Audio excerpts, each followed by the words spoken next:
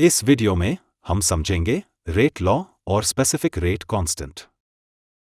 जैसा कि हम जानते हैं कि जब भी केमिकल रिएक्शन होता है तब रिएक्टेंट का कंसंट्रेशन लगातार डिक्रीज होता है जबकि प्रोडक्ट का कंसंट्रेशन बढ़ता है।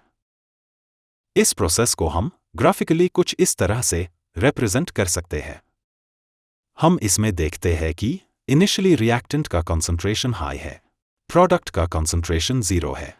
जैसे जैसे रिएक्शन का टाइम इंटरवल बढ़ता है वैसे वैसे रिएक्टेंट का कंसंट्रेशन डिक्रीज होता है और प्रोडक्ट का कंसंट्रेशन इंक्रीज होता है। बट इसके साथ साथ ये भी पाया गया कि रिएक्टेंट का कंसंट्रेशन डिक्रीज होने पर रेट ऑफ रिएक्शन भी डिक्रीज होने लगता है। इससे हमें ये पता चलता है कि rate of reaction reactant concentration के डायरेक्टली रिलेटेड है। इस इफेक्ट को गलबर्ग और वागे ने स्टडी किया था और इसे law of mass action name दिया। इस लॉ को हम कुछ इस तरह से रिप्रेजेंट कर सकते हैं।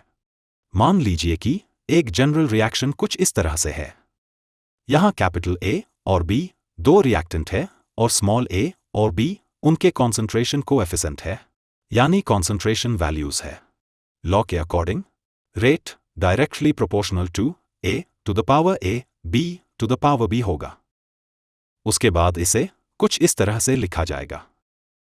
हालांकि एक्सपेरिमेंटली ये पाया गया कि इस रिएक्शन का रेट ए और बी पे डिपेंड नहीं करता।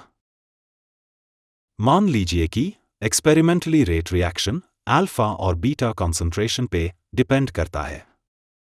तब हम लॉ ऑफ मास एक्शन को कुछ इस तरह से रिप्रेजेंट कर सकते हैं।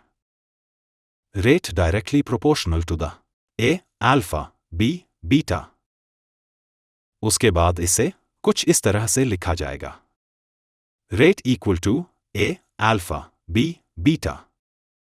इसमें ए और बी मोलर कंसंट्रेशन है और के कांस्टेंट है, जिसे हम रेट कांस्टेंट भी कहते हैं। इस एक्सप्रेशन को रेट लॉ कहा जाता है।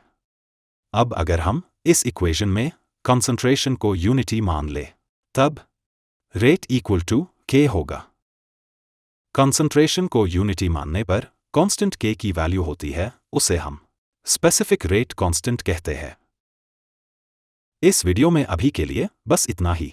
अगर आपको हमारा ये वीडियो अच्छा लगा तो हमारे इस चैनल को सब्सक्राइब करें, इस वीडियो को लाइक और शेयर करें।